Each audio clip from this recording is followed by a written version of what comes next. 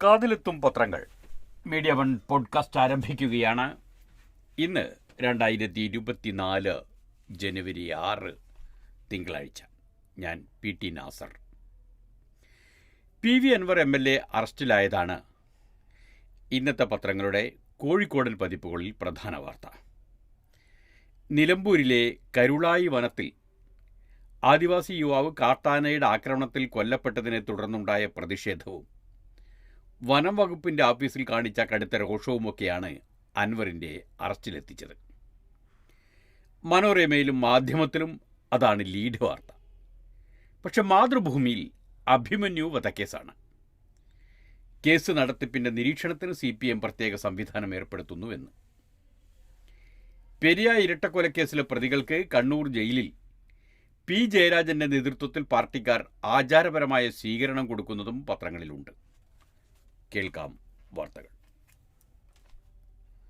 PV Anwar അറസ്റ്റിൽ. മാധ്യമത്തിൻ്റെ lead വാർത്തയാണ് നമ്മൾ ആദ്യം കേൾക്കുന്നത്. DFO ഓഫീസ് അടിച്ചു തകർത്തു, PV അൻവർ അറസ്റ്റിൽ.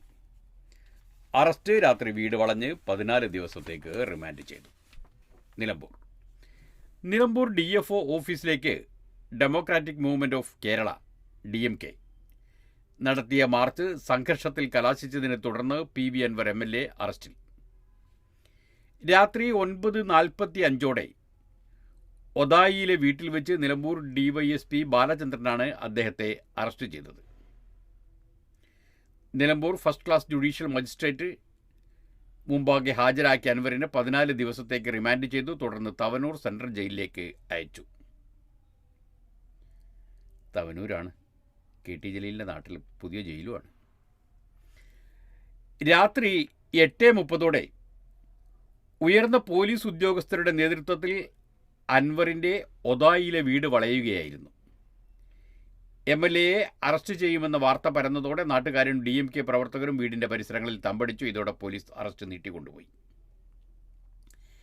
കരുളായി വനത്തിൽ ആദിവാസി യുവാവ് കാട്ടാനയുടെ ആക്രമണത്തിൽ കൊല്ലപ്പെട്ട സംഭവത്തിൽ അൻവറിൻ്റെ നേതൃത്വത്തിൽ ഞായറാഴ്ച രാവിലെ 11 നിലമ്പൂർ നോർത്ത് DFO ഓഫീസിലേക്ക് മാർച്ച് നടത്തിയിരുന്നു.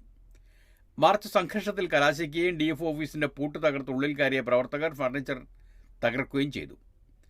ശേഷം ആദിവാസി യുവാവിൻ്റെ മൃതദേഹം പോസ്റ്റ്മോർട്ടം ചെയ്യാനായി സൂക്ഷിച്ച നിലമ്പൂർ ജില്ലാ ആശുപത്രിയിലേക്ക് MLAയുടെ നേതൃത്വത്തിൽ മാർച്ച് നടത്തി. ആശുപത്രിക്ക് മുന്നിൽ പോലീസ് തടയുകയും 3 DMK പ്രവർത്തകരെ പോലീസ് കസ്റ്റഡിയിലെടുക്കുകയും ചെയ്തു. DFO ഓഫീസ് ആക്രമിച്ച സംഭവത്തിൽ നടപടി ആവശ്യപ്പെട്ട് വനം വകുപ്പ് നിലമ്പൂർ പോലീസിൽ പരാതി നൽകുകയായിരുന്നു. അൻവർ ഉൾപ്പെടെ 11 പേർക്കെതിരെയാണ് നിലമ്പൂർ പോലീസ് കേസെടുത്തത്.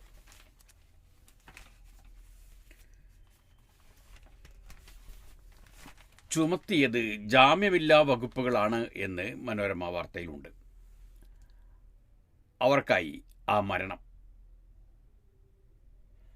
നിലമ്പൂർ കാട്ടിലെ കാട്ടാനയുടെ ആക്രമണത്തിലുണ്ടായ മരണത്തെക്കുറിച്ച് വേറെ തന്നെ ഒരു വാർത്ത മനോരമയിൽ 1-ാം പേജിൽ തന്നെ നൽകി. കൂടെ ഉണ്ടായിരുന്ന 6 പേരുടെ ജീവൻ രക്ഷിച്ചതിന് ശേഷമാണ് മണി മരണത്തിന് മുൻപിൽ കീഴടങ്ങിയത്.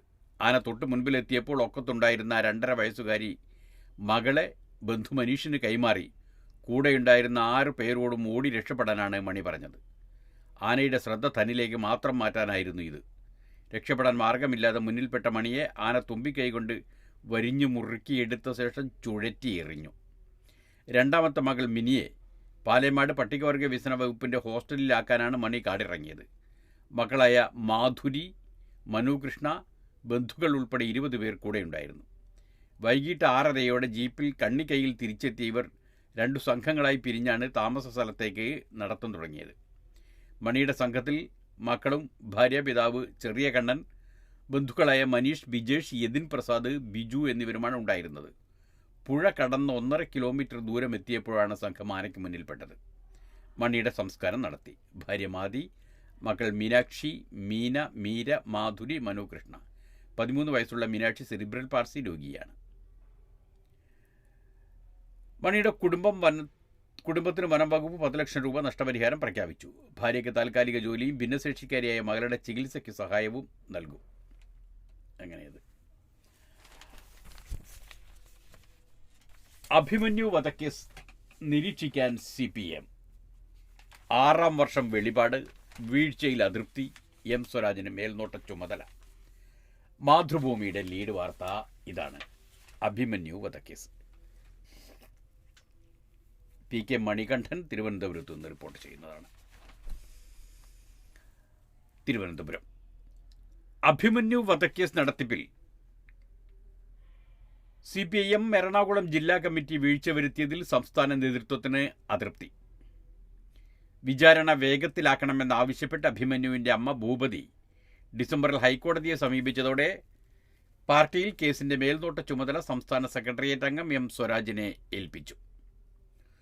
കൊച്ചി കലൂരിലെ അഭിമന്യു സ്മാരക മന്ദിരം അർബൻ സഹകരണ ബാങ്കിന് വാടകയ്ക്ക് നൽകിയതിനു പുറമെയാണ് രക്തസാക്ഷിയുടെ കേസിലും ജില്ലാ നേതൃത്വത്തിന്റെ വീഴ്ച. പാർട്ടിക്കുള്ളിൽ രൂക്ഷ വിമർശനം ഉയർന്നതോടെ സംസ്ഥാന നേതൃത്വം ഇടപെടുകയായിരുന്നു. എറണാകുളം മഹാരാജാസ് കോളേജിലെ SFI നേതാവായിരുന്നു അഭിമന്യു. വധക്കേസിൽ വിചാരണ അനിശ്ചിതമായി നീളുന്നത് പാർട്ടിക്കുള്ളിലും പുറത്തും വിമർശനങ്ങൾക്ക് വഴിവെച്ചു. പ്രതികളായ പോപ്പുലർ ഫ്രണ്ടുകാരെ രക്ഷിക്കാൻ CPM നേതാക്കൾ ശ്രമിക്കുന്നതായി രാഷ്ട്രീയ ആരോപണവും ശക്തമായി. നിയമസഭാ തെരഞ്ഞെടുപ്പിൽ താനൂരിൽ ഇടതു സ്ഥാനാർത്ഥിയായിരുന്ന മന്ത്രി അബ്ദുറഹ്മാന് പിന്തുണ നൽകിയതിനു പകരമായി SDPI ആവശ്യപ്പെട്ടത് അഭിമന്യു കൊലക്കേസിലെ കൊലയാളികളെ സഹായിക്കണമെന്നതായിരുന്നുവെന്നും അതിൻ്റെ അടിസ്ഥാനത്തിലാണ് CPM പിന്തുണയെന്നും യൂത്ത് ലീഗ് നേതാവ് PK ഫിറോസ് ആരോപിച്ചിരുന്നു. അമ്മ ഇറങ്ങി, പാർട്ടി അനങ്ങി. അങ്ങനെ ഒരു ചെറിയ തലക്കെട്ടുണ്ട് ഇതിൽ. 6 വർഷമായിട്ടും വിചാരണ തുടങ്ങാത്തതിനാൽ അഭിമന്യുവിൻ്റെ അമ്മ പാർട്ടി നേതൃത്വത്തെ സമീപിച്ചിരുന്നു.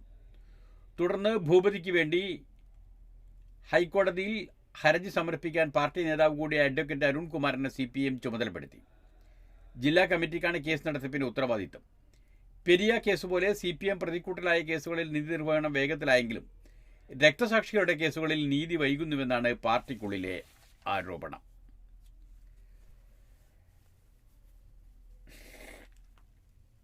അഭിമന്യു കേസിലെ കൊലപാതകം 2018 ജൂലൈ 2-നാണ്.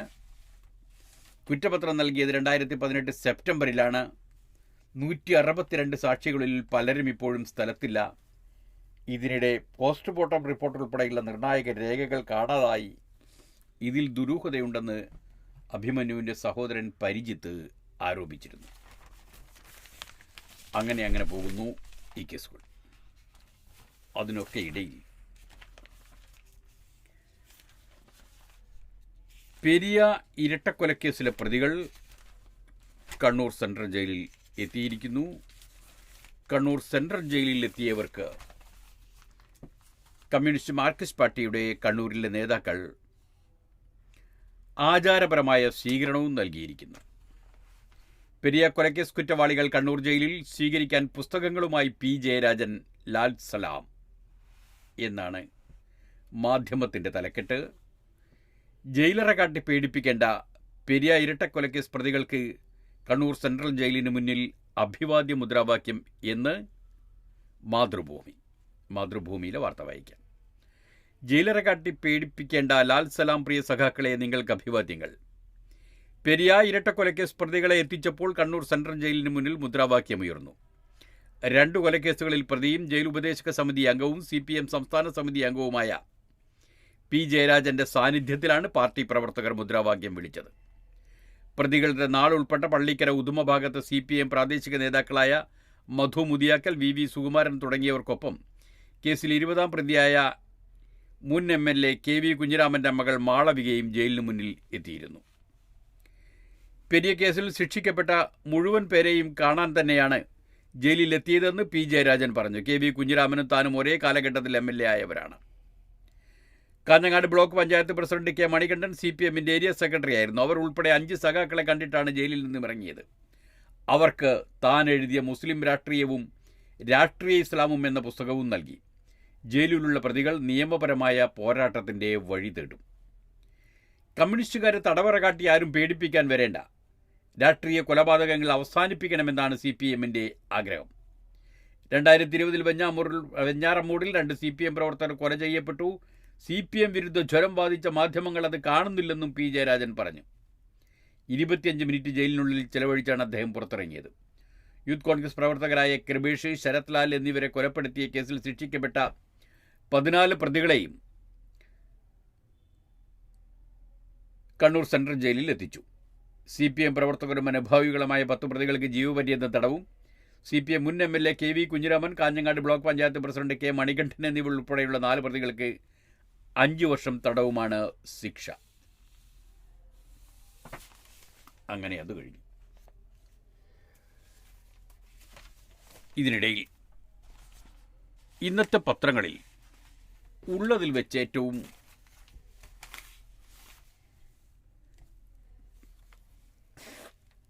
ദയനീയമായ ഒരു വാർത്ത, അല്ലെങ്കിൽ ഇന്ന് വരെ നമ്മൾ കേട്ടിട്ടുള്ളതിൽ, കേരളത്തിൽ ഇന്ന് വരെ കേട്ടിട്ടുള്ളതിൽ വെച്ച്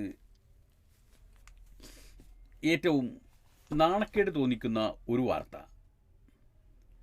മനോരമ പത്രം 1-ാം പേജിൽ നൽകിയിരിക്കുന്നു. മറ്റു പത്രങ്ങളിൽ അത് കണ്ടില്ല. അത് മദ്യലഹരിയിൽ പോലീസുകാരൻ്റെ അതിക്രമം, ഭിക്ഷ ചോദിച്ച് വീട്ടിലെത്തിയ സ്ത്രീയെ മർദ്ദിച്ച് കവർച്ച എന്നതാണ്. ക്രൂരത. 82 വയസ്സുള്ള സ്ത്രീയോട് പോലീസുകാരനും സുഹൃത്തും അറസ്റ്റിൽ. തിരുവനന്തപുരത്താണ്, കാട്ടാക്കടയിൽ. ഭിക്ഷയാചിച്ച് എത്തിയ വയോധികയെ പോലീസുകാരനും സുഹൃത്തും ചേർന്ന് വീട്ടിലേക്ക് വിളിച്ചു കയറ്റി മർദ്ദിച്ച ശേഷം പണം കവർന്നു. 82കാരിയെ മുതുകിലടിച്ചും വലിച്ചിഴച്ചുമായിരുന്നു പ്രതികളുടെ ക്രൂരത. വയോധികയുടെ പരാതിയിൽ വട്ടിയൂർക്കാവ് പോലീസ് സ്റ്റേഷനിലെ സിവിൽ പോലീസ് ഉദ്യോഗസ്ഥൻ പൂവച്ചൽ പാലേലി മണലിവിള വീട്ടിൽ M. ലാലു 41 വയസ്സാണ്. പൂവച്ചൽ UP സ്കൂളിന് സമീപം സിതാര ഭവനിലെ സജിൻ 46 വയസ്സുണ്ട്. എന്നിവരെ കാട്ടാക്കട പോലീസ് അറസ്റ്റ് ചെയ്തു. ഇരുവർക്കുമെതിരെ പണാപഹരണം, സ്ത്രീത്വത്തെ അപമാനിക്കൽ തുടങ്ങിയ വകുപ്പുകൾ പ്രകാരം കേസെടുത്തിട്ടുണ്ട്. സംഭവത്തിൽ സിവിൽ പോലീസ് ഉദ്യോഗസ്ഥൻ M. ലാലുവിനെ അന്വേഷണ വിധേയമായി സസ്പെൻഡ് ചെയ്തു. പീച്ചച്ചട്ടിയിൽ കൈയിട്ട് വാരുക എന്ന് പറഞ്ഞ് കേട്ടിട്ടുണ്ട്. പോലീസുകാരൻ തന്നെ അത് ചെയ്തു എന്നുള്ളതാണ് നവകേരളത്തിൻ്റെ അവസ്ഥ. വെള്ളാപ്പള്ളിയുടെ ആരോഗ്യനില തൃപ്തികരം. ആലപ്പുഴ. ശ്വാസതടസ്സത്തെ തുടർന്ന് ചികിത്സയിൽ കഴിയുന്ന SNDP യോഗം ജനറൽ സെക്രട്ടറി വെള്ളാപ്പള്ളി നടേശൻ്റെ ആരോഗ്യനില തൃപ്തികരം. തിരുവല്ല ബിലീവേഴ്സ് ചർച്ച് മെഡിക്കൽ കോളേജിൽ ആശുപത്രിയിലാണ് അദ്ദേഹം. പരിശോധനകൾക്ക് ശേഷം 2 ദിവസത്തിനുള്ളിൽ ആശുപത്രി വിടാമെന്ന് അധികൃതർ അറിയിച്ചതായി ബന്ധുക്കൾ പറഞ്ഞു. അദ്ദേഹത്തിന് മറ്റ് ആരോഗ്യ പ്രശ്നങ്ങളൊന്നുമില്ല. കൊല്ലത്ത് SNDP യോഗത്തിൽ മേഖലാ സമ്മേളനത്തിൽ പങ്കെടുത്തതിന് ശേഷം ശനിയാഴ്ച രാത്രി വൈകി കണിച്ചുകുളങ്ങരയിലെ വീട്ടിലേക്ക് മടങ്ങുന്നതിനിടെയാണ് ശാരീരിക അസ്വസ്ഥം അനുഭവപ്പെട്ടത്. ഹരിപ്പാട് താലൂക്ക് ആശുപത്രിയിൽ പ്രാഥമിക ശുശ്രൂഷ നൽകിയ ശേഷം തിരുവല്ലയിലെ ആശുപത്രിയിലേക്ക് മാറ്റുകയായിരുന്നു. ഇതിനിടയിൽ വെള്ളാപ്പള്ളിയെ മുഖ്യമന്ത്രി സന്ദർശിച്ചു. ചികിത്സയിൽ കഴിയുന്ന വെള്ളാപ്പള്ളി നടേശനെ മുഖ്യമന്ത്രി പിണറായി വിജയൻ ആശുപത്രിയിലെത്തി സന്ദർശിച്ചു. ഞായറാഴ്ച രാത്രി 7:45 സന്ദർശനം.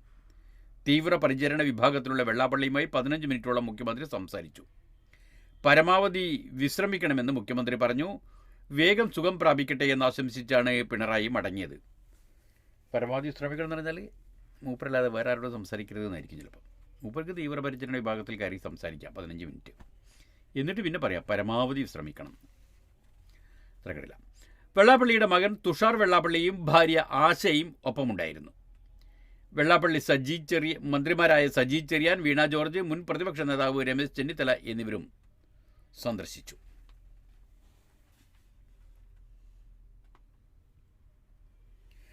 ഛത്തീസ്ഗഡിലെ ഏറ്റുമുട്ടലിൽ 4 മാവോവാദികൾ കൊല്ലപ്പെട്ടു. ദന്തേവാദ. ബസ്താർ മേഖലയിൽ സുരക്ഷാ സേനയും വേണ്ട ഏറ്റുമുട്ടലിൽ 4 മാവോവാദികൾ കൊല്ലപ്പെട്ടു. ജില്ലാ റിസർവ് ഗാർഡിലെ ഹെഡ് കോൺസ്റ്റബിളിനും ജീവൻ നഷ്ടമായി. ശനിയാഴ്ച വൈകിട്ട് നാരായൺപൂർ, ദന്തേവാദ ജില്ലകളുടെ അതിർത്തിയിലുള്ള തെക്കൻ അബുജമാദിലെ വനത്തിലാണ് ഏറ്റുമുട്ടലുണ്ടായത്.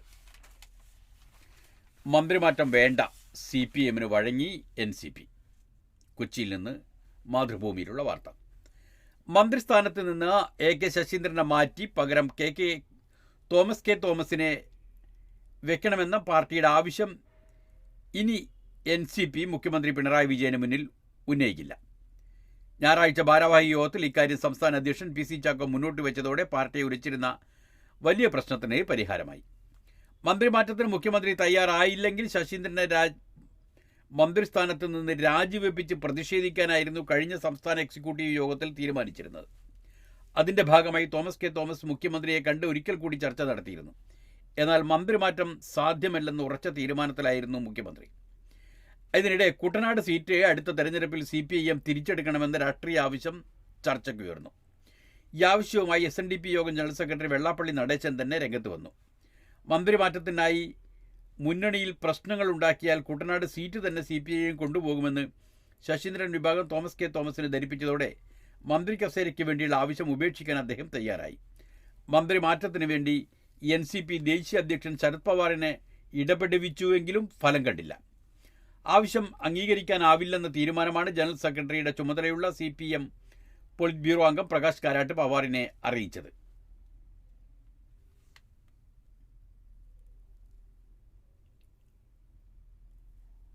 തിരിച്ചായിരിക്കും ഇത്. ആവശ്യം അംഗീകരിക്കാനാവില്ലെന്ന തീരുമാനമാണ് ജനറൽ സെക്രട്ടറിയുടെ ചുമതലയുള്ള CPM അംഗം പ്രകാശ് കാരാട്ട് പവാറിനെ അറിയിച്ചതെന്നാണ് മാതൃഭൂമി എഴുതിയിരിക്കുന്നത്. തെറ്റായിരിക്കും. കാരാട്ടിനെ പവാർ അറിയിച്ചതായിരിക്കും. എന്തോ ആവട്ടെ. ഓക്കെ, ശരിയായിരിക്കും. ആവശ്യം CPMന് അംഗീകരിക്കാനാവില്ല എന്ന്. ഓക്കെ, ആവശ്യം അംഗീകരിക്കാനാവില്ലെന്ന തീരുമാനമാണ് ജനറൽ സെക്രട്ടറിയുടെ ചുമതലയുള്ള CPM PB അംഗം പ്രകാശ് കാരാട്ട് പവാറിനെ അറിയിച്ചത്. മന്ത്രിമാറ്റ കാര്യത്തിൽ ചാക്കോയെ വിമർശിച്ച വെള്ളാപ്പള്ളി നടേശന് നേരെ യോഗത്തിൽ പ്രതിഷേധമുയർന്നെങ്കിലും പരസ്യ പ്രതികരണം വേണ്ടെന്നാണ് പാർട്ടി തീരുമാനം. മന്ത്രി എന്ന നിലയിൽ പ്രവർത്തന ശൈലിയിൽ വേണ്ട മാറ്റങ്ങൾ വരുത്താമെന്ന് ശശീന്ദ്രനും യോഗത്തിൽ സമ്മതിച്ചു. പാർട്ടിയിൽ നിന്ന് നടപടി നേരിട്ടിട്ടുള്ള ശശീന്ദ്രൻ വിഭാഗക്കാരായ നേതാക്കളെ ക്ഷമാപണം എഴുതി കൊടുക്കുന്ന മുറയ്ക്ക് തിരിച്ചെടുക്കും.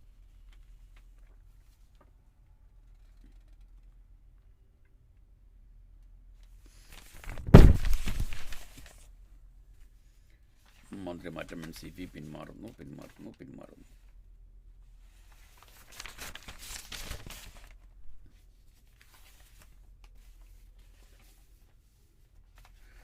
BJP സംസ്ഥാന പ്രസിഡന്റ് തിരഞ്ഞെടുപ്പ് തുടരുന്ന തർക്കം കേന്ദ്ര ശ്രമം അഭിപ്രായ ഐക്യത്തിന്. അങ്ങനെയൊരു വാർത്തയും ഉണ്ട് മനോരമയിൽ. തിരുവനന്തപുരം BJP സംസ്ഥാന പ്രസിഡന്റ് തെരഞ്ഞെടുപ്പിൽ ഒരു വിഭാഗം നേതൃമാറ്റം ആവശ്യപ്പെട്ട് ദേശീയ നേതൃത്വത്തെ സമീപിച്ചതോടെ തെരഞ്ഞെടുപ്പിന്റെ ചുമതലയുള്ള കേന്ദ്രമന്ത്രി പ്രഹ്ലാദ് ജോഷിയെ എത്തും മുൻപ് അഭിപ്രായ ഐക്യത്തിനു നീക്കം. ഇതിനായി ദേശീയ നേതൃത്വത്തിൽ നിന്ന് തന്നെ ഭാരവാഹികളെത്തി സംസ്ഥാനത്തെ മുതിർന്ന നേതാക്കളെയും ജില്ലാ പ്രസിഡന്റുമാരെയും ദേശീയ കൗൺസിൽ അംഗങ്ങളെയും കണ്ട് അഭിപ്രായം തേടും. RSSന്റെ കേരള ഘടക നേതൃത്വവുമായി പ്രഹ്ലാദ് ജോഷി അടുത്തയാഴ്ച കൂടിക്കാഴ്ച നടത്തും. MT രമേശിനെ സംസ്ഥാന പ്രസിഡന്റ് ആക്കണമെന്ന താൽപ്പര്യം K സുരേന്ദ്രനെതിരായ നിലപാടുള്ള നേതാക്കളെല്ലാവരും ഉന്നയിക്കുന്നുണ്ട്. ശോഭാ സുരേന്ദ്രന്റെ പേരും ഉയർന്നു വന്നു. എന്നാൽ 2026 വരെ സുരേന്ദ്രൻ തുടരുമെന്നാണ് ഔദ്യോഗിക പക്ഷം അഭിപ്രായപ്പെടുന്നത്. 15 മുൻപ് സംസ്ഥാന പ്രസിഡന്റിനെ തെരഞ്ഞെടുക്കുക എന്നത് നിലവിലെ സാഹചര്യത്തിൽ എളുപ്പമല്ല. മണ്ഡലം പ്രസിഡന്റുമാരുടെ തെരഞ്ഞെടുപ്പ് നടക്കുന്നതേയുള്ളൂ. 30 ജില്ലാ കമ്മിറ്റികളും രൂപീകരിച്ച് ജില്ലാ പ്രസിഡന്റുമാരുടെ തെരഞ്ഞെടുപ്പിനും ശേഷമേ സംസ്ഥാന പ്രസിഡന്റ് തെരഞ്ഞെടുപ്പിലേക്ക് കടക്കൂ. ഫെബ്രുവരി അവസാനത്തോടെയാകും ഈ ചർച്ചകൾ പൂർത്തിയാവുക. എന്നാൽ അതിനു മുൻപ് കേരളത്തിൽ ചുമതലയുള്ള പ്രഭാരിയായി മുൻ കേന്ദ്രമന്ത്രി രാജീവ് ചന്ദ്രശേഖരനെ നിയോഗിക്കാൻ ദേശീയ നേതൃത്വം ഒരുങ്ങുന്നുവെന്ന സൂചനയുമുണ്ട്. സംസ്ഥാന നേതൃത്വത്തിനെതിരെയും ഭരണാധികാരികൾക്കെതിരെയും പരാതി ഉയർന്ന സാഹചര്യത്തിൽ മേൽനോട്ടത്തിന് ഇരുപക്ഷത്തിനും താൽപ്പര്യമുള്ള രാജീവ് ചന്ദ്രശേഖർ വന്നേക്കുമെന്നാണ് സൂചന. ട്രംപ് എത്തും മുമ്പ് ചർച്ചാപൂരം. ഇന്ത്യയുമായി എണ്ണ ചർച്ചയിൽ ഇറാൻ, റഷ്യൻ എംബസികളിലും തിരക്കിട്ട നീക്കം. ട്രംപിൻ്റെ വിജയത്തിന് ഇന്ന് ഔദ്യോഗിക അംഗീകാരം നൽകും. US കോൺഗ്രസ് സംയുക്ത സമ്മേളനം ഇന്ന്. ഇലക്ട്രൽ വോട്ടുകൾ എണ്ണി ട്രംപിനെ വിജയിയായി പ്രഖ്യാപിക്കും. വാഷിംഗ്ടൺ. 4 കൊല്ലം മുമ്പ് ഇതേ ദിവസം ഡൊണാൾഡ് ട്രംപിൻ്റെ അനുയായികൾ പാർലമെൻറ്റ് മന്ദിരം കയ്യേറിയതിൻ്റെ നടുക്കുന്ന ഓർമ്മകളുമായാണ് US കോൺഗ്രസ് സംയുക്ത സമ്മേളനം ഇന്ന് നടക്കുന്നത്. അന്ന് പാർലമെൻറ്റ് മന്ദിരം കയ്യേറിയതിൻ്റെ പഴികേറ്റ ട്രംപ് ഇത്തവണ തകർപ്പൻ തെരഞ്ഞെടുപ്പ് വിജയത്തിൻ്റെ തിളക്കത്തോടെ അധികാരത്തിലേക്ക് വീണ്ടും എത്തുന്നുവെന്ന വ്യത്യാസം മാത്രം. അടുത്ത US പ്രസിഡന്റായി ട്രംപിൻ്റെ തെരഞ്ഞെടുപ്പ് വിജയം ഔദ്യോഗികമായി പ്രഖ്യാപിക്കുന്ന ഇന്നത്തെ നടപടിക്രമങ്ങൾക്ക് അധ്യക്ഷം വഹിക്കുന്നത് അദ്ദേഹത്തോട് പരാജയപ്പെട്ട കമല ഹാരിസാണ്. US vice president senate president കൂടിയായതിനാലാണ് ജനപ്രതിനിധി സഭ സെനറ്റ് സംയുക്ത സമ്മേളനത്തിൽ കമല അധ്യക്ഷയാകുന്നത്. 2020 തെരഞ്ഞെടുപ്പിൽ ഡെമോക്രാറ്റിക് പാർട്ടി സ്ഥാനാർത്ഥി ജോ ബൈഡന്റെ വിജയം പ്രഖ്യാപിക്കാനായി 2021 ജനുവരി 6 കൂടിയ കോൺഗ്രസ് സംയുക്ത സമ്മേളനം ട്രംപ് അനുകൂലികൾ അതിക്രമിച്ചു കയറി അലങ്കോലപ്പെടുത്തിയത് അമേരിക്കൻ ജനാധിപത്യത്തിൻ്റെ ശോഭ കെടുത്തി. പുറത്തുനിന്നുള്ളവരുടെ കടന്നുകയറ്റം തടയാനുള്ള സുരക്ഷാ ക്രമീകരണ നിയമപരിഷ്കാരങ്ങളെല്ലാം പിന്നാലെ നടപ്പാക്കിയിരുന്നു. ബൈഡൻ ജയിച്ചത് അട്ടിമറിയിലൂടെയാണെന്നും തെരഞ്ഞെടുപ്പ് സംവിധാനത്തിൽ തട്ടിപ്പ് നടന്നിട്ടുണ്ടെന്നും ആരോപിച്ചാണ് കഴിഞ്ഞ തവണ ട്രംപ് പരാജയം അംഗീകരിക്കാതെ ഇടഞ്ഞു നിന്നത്. അപ്പോൾ ഇന്ന് നടക്കുന്നത് എന്താണ് എന്ന് നോക്കാം. നവംബർ 5 നടന്ന തെരഞ്ഞെടുപ്പിൻ്റെ ഫലം വന്നപ്പോൾ ജനപ്രിയ വോട്ടിൻ്റെ അടിസ്ഥാനത്തിൽ ഡൊണാൾഡ് ട്രംപിന് 312 ഇലക്ടറൽ വോട്ടും കമല ഹാരിസിന് 226 ഇലക്ടറൽ വോട്ടുമാണ് ലഭിച്ചത്. 50 സംസ്ഥാനങ്ങളിൽ നിന്നും ഡിസ്ട്രിക്റ്റ് ഓഫ് കൊളംബിയ, വാഷിംഗ്ടൺ DC-യിൽ നിന്നുമുള്ള ഇലക്ടറൽ ഡിസംബർ 17 ഒത്തുകൂടി വോട്ട് ചെയ്തു. ഈ വോട്ടുകൾ എണ്ണി വിജയികളെ പ്രഖ്യാപിക്കുന്ന ഔദ്യോഗിക ചടങ്ങാണ് ഇന്ന് നടക്കുന്നത്. മഹാഗണിയിൽ തീർത്ത പ്രത്യേക പെട്ടികളിലാക്കിയാണ് ഇലക്ടറൽ വോട്ടുകൾ സഭയിലെത്തിക്കുന്നത്. ഓരോ സംസ്ഥാനത്തെയും തിരഞ്ഞെടുപ്പ് ഫലം ഉറക്കെ വായിച്ചതിന് ശേഷം സീൽ പൊട്ടിച്ച് ആ വോട്ടുകൾ എണ്ണിത്തിട്ടപ്പെടുത്തും. തുടർന്ന് പ്രസിഡന്റ്, വൈസ് പ്രസിഡന്റ് വിജയികളെ കമല പ്രഖ്യാപിക്കും. ഫലം ഔദ്യോഗികമായി അംഗീകരിക്കപ്പെടുന്നതോടെ ജനുവരി 20 ഡൊണാൾഡ് ട്രംപ് US പ്രസിഡന്റായും JD വാൻസ് വൈസ് പ്രസിഡന്റായും സത്യപ്രതിജ്ഞ ചെയ്യും. വോട്ടെണ്ണി സ്വന്തം തോൽവി പ്രഖ്യാപനം. എതിർ സ്ഥാനാർത്ഥിയുടെ വിജയം പ്രഖ്യാപിക്കാൻ നിയോഗം ലഭിക്കുന്ന 4ാമത്തെ വൈസ് പ്രസിഡന്റാണ് Kamala Harris. John C. Breckinridge 1861, Richard Nixon 1961, Al Gore 2001 എന്നിവർക്കാണ് വൈസ് പ്രസിഡന്റായും സെനറ്റ് അധ്യക്ഷനായും മുൻപ് ഈ കർമ്മം നിർവഹിക്കേണ്ടി വന്നിട്ടുള്ളത്. ഏത് കർമ്മം? എതിർ സ്ഥാനാർത്ഥിയുടെ വിജയം പ്രഖ്യാപനം എന്ന കർമ്മം. യഥാക്രമം Abraham Lincoln, John F. Kennedy, George Bush junior എന്നിവരായിരുന്നു വിജയികൾ. UN സെക്രട്ടറി ജനറലായിരുന്ന ട്രൂഗ്ലിയുടെ ശവസംസ്കാര ചടങ്ങിൽ സംബന്ധിക്കുന്നതിനായി നോർവേയിലായിരുന്നതിനാൽ ഹോബർട്ട് ഹംഫി 1969 ഇതിൽ നിന്ന് രക്ഷപ്പെട്ടു. പകരം റിച്ചാർഡ് റസ്സലാണ് റിച്ചാർഡ് നിക്സന്റെ വിജയപ്രഖ്യാപനം നടത്തിയത്. സ്വന്തം വിജയം പ്രഖ്യാപിക്കാൻ ഭാഗ്യമുണ്ടായത് വൈസ് പ്രസിഡന്റുമാരുമുണ്ട്. John Adams 1797, Thomas Jefferson 1801, Martin Van Buren 1837, George Bush senior 1989. അങ്ങനെയായിരുന്നു അവർ. ഡൽഹിയിൽ നിന്ന് R. പ്രസന്നൻ്റെ ഒരു അവലോകന വാർത്ത വേറെയുണ്ട്. അതിങ്ങനെയാണ്. ന്യൂഡൽഹി. ഡൊണാൾഡ് ട്രംപ് US പ്രസിഡന്റായി അധികാരമേൽക്കുന്നതിന് മുൻപായുള്ള നയതന്ത്ര നീക്കങ്ങളുടെ തിരക്കിലാണ് മിക്ക ലോകരാഷ്ട്രങ്ങളുടെയും തലസ്ഥാനങ്ങൾ. ട്രംപിൻ്റെ ആദ്യ ഭരണകാലത്ത് സമ്മർദ്ദത്തെ തുടർന്ന് 2019 ഇന്ത്യ ഇറാനിൽ നിന്ന് എണ്ണ ഇറക്കുമതി നിർത്തിവെച്ചതാണ്. ട്രംപ് മടങ്ങിയെത്തും മുൻപ് അത് പുനരാരംഭിക്കുന്നത് സംബന്ധിച്ച് ഇന്ത്യയുമായി തിരക്കിട്ട ധാരണയുണ്ടാക്കാനുള്ള ശ്രമത്തിലാണ് ഇറാൻ. ജനുവരി 20 ട്രംപ് അധികാരമേൽക്കുന്നത്. യമനിൽ വധശിക്ഷയ്ക്ക് വിധിക്കപ്പെട്ട് തടവിൽ കഴിയുന്ന മലയാളിയായ നിമിഷപ്രഭയെ രക്ഷപ്പെടുത്താൻ ശ്രമിക്കാമെന്ന് ഇറാൻ അറിയിച്ചതും ഇതിൻ്റെ ഭാഗമാണ്.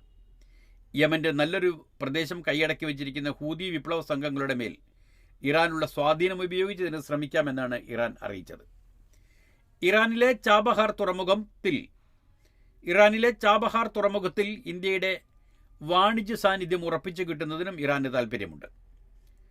ചാബഹാറിലൂടെ എത്തിക്കുന്ന ചരക്കുകൾക്ക് റോഡ് മാർഗം ഇറാനിലേക്കും മധ്യേഷ്യൻ രാജ്യങ്ങളിലേക്കും അഫ്ഗാനിലേക്കും റഷ്യയിലേക്കും അയക്കാനുള്ള സംവിധാനം പൂർത്തിയാക്കുന്നതിൽ ഇരു രാജ്യങ്ങൾക്ക് മാത്രമല്ല റഷ്യയ്ക്കും താൽപ്പര്യമുണ്ട്. കഴിഞ്ഞ ഏതാനും ആഴ്ചകളായി മിക്ക ഏഷ്യൻ തലസ്ഥാനങ്ങളിലും റഷ്യൻ എംബസികൾ തങ്ങളുടെ ആതിഥേയ രാജ്യങ്ങളുടെ വിദേശ വകുപ്പുകളുമായി നിരന്തര സമ്പർക്കത്തിലാണ്. ട്രംപ് അധികാരത്തിലെത്തിയാലും തങ്ങളുടെ താൽപ്പര്യങ്ങൾക്ക് ഹാനി ഉണ്ടാക്കാത്ത വിധം കാര്യങ്ങൾ ഉറപ്പിക്കാനാണ് റഷ്യയുടെ ശ്രമം. ഇന്ത്യ-പാകിസ്ഥാൻ ബന്ധങ്ങളിലും ഇന്ത്യ-ചൈന ബന്ധങ്ങളിലും പുരോഗതി ഉണ്ടാക്കാൻ റഷ്യ താൽപ്പര്യപ്പെടുന്നുണ്ടെന്നാണ് പറയപ്പെടുന്നത്. ബ്രിക്സ് യോഗത്തിനായി വിദേശകാര്യമന്ത്രി S. ജയശങ്കറിന്റെ കഴിഞ്ഞ മാസത്തെ ഇസ്ലാമാബാദ് സന്ദർശനത്തിന് പിന്നിൽ റഷ്യയുടെ കൈകൾ കാണുന്നുണ്ട്. യുക്രൈൻ വിഷയത്തിൽ ട്രംപ് പൊതുവെ റഷ്യയ്ക്ക് കൂടി താൽപ്പര്യമുള്ള രീതിയിൽ നീങ്ങുമെന്നാണ് റഷ്യൻ നേതൃത്വത്തിന്റെ പ്രതീക്ഷ. യുക്രൈനുമായി ചർച്ചകൾക്ക് തയ്യാറാണെന്ന് 2 ആഴ്ച മുമ്പ് വ്ളാദിമിർ പുതിൻ വ്യക്തമാക്കിയതും ഇതിന്റെ പശ്ചാത്തലത്തിലാണ്. ഇതിനിടയിൽ US-ഉമായി ഉയർന്ന സാങ്കേതിക വിദ്യാരംഗത്ത് സഹകരണം സംബന്ധിച്ച് നിലവിലുള്ളതും ചർച്ച ചെയ്തുകൊണ്ടിരിക്കുന്നതുമായ വിഷയങ്ങളിൽ ഇന്ത്യക്ക് ആശങ്കയുണ്ട്. US ദേശീയ സുരക്ഷാ ഉപദേഷ്ടാവ് ജെയ്ക്ക് സള്ളിവന്റെ ഇന്ത്യ സന്ദർശനം ഇക്കാര്യത്തിൽ വ്യക്തതയുണ്ടാക്കാനാണ് എന്നറിയുന്നു.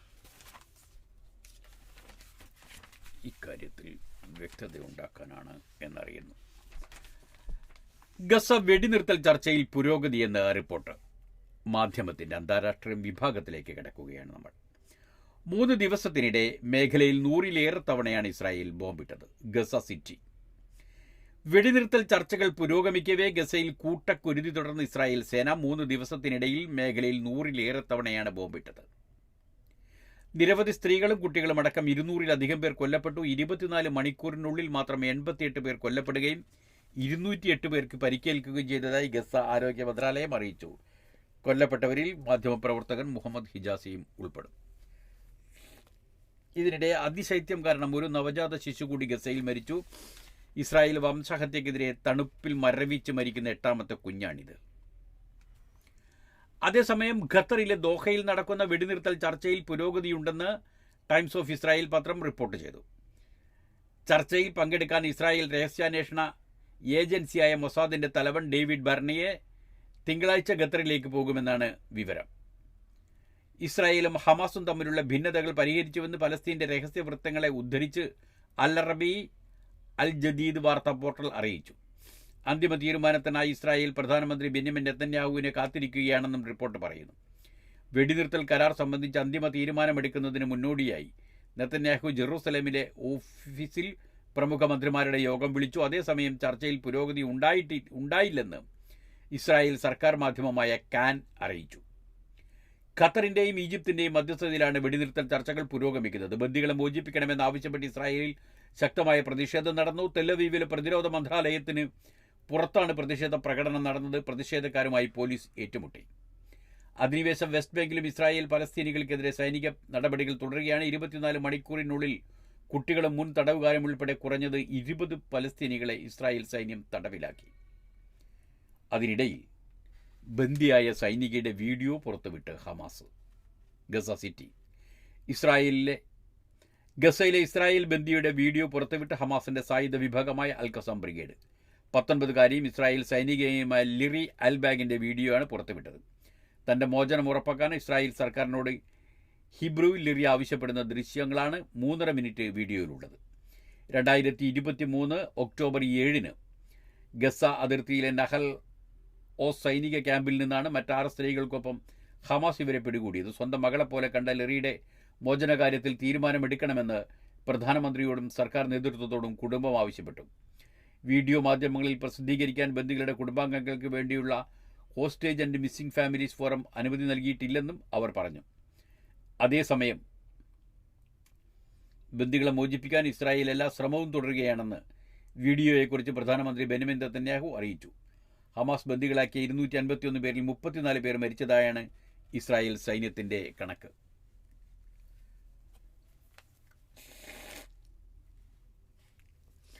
നാഗസാക്കി ദുരന്തത്തെ അതിജീവിച്ച ഷിഗെമി ഫുകാഹോരി അന്തരിച്ചു. അന്ന് 14 വയസ്സായിരുന്നു പ്രായം. ടോക്കിയോ. നാഗസാക്കി അണുബോംബ് ദുരന്തത്തെ അതിജീവിച്ച ഷിഗെമി ഫുകാഹോരി ഇപ്പോൾ 93 വയസ്സുണ്ട്. അന്തരിച്ചു.